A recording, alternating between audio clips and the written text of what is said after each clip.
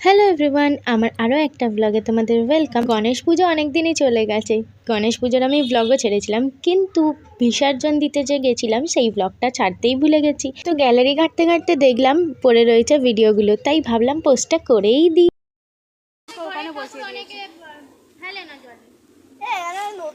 বলো এবার। গণপতি বাপ্পা মোরিয়া। গণপতি বাপ্পা এদিকে তাকিয়ে প্রথমে আমরা ভেবেছিলাম বিসর্জন দিতে যাব না, আমাদের পাশে মন্দিরে পুজো হয়, তো ওখানে বিসর্জন যাবে তখন দিয়ে দেবো। কিন্তু আমরা পুরো চিল্লার পার্টি মিলে ঠিক করলাম যে আমরাই ভাসান দিতে যাব, শুধু বাবা আমাদের নিয়ে যাবে। কারণ অনেক দিন ধরেই আমরা বাইরে কোথাও বেরোইনি, বাচ্চাদের স্কুল, আমার কলেজ, হ্যান ত্যান করে আর বেরোনো আর হয়নি। তাই ভাবলাম একটু ঘুরেও আসা হবে, সঙ্গে ঠাকুরটাও বিসর্জন করে দেওয়া হবে। কিন্তু আমরা বিসর্জনটা করিনি, আমরা ওখানে রেখে চলে এসেছিলাম, যেহেতু নতুনটা আমাদের বাড়িতেই ছিল।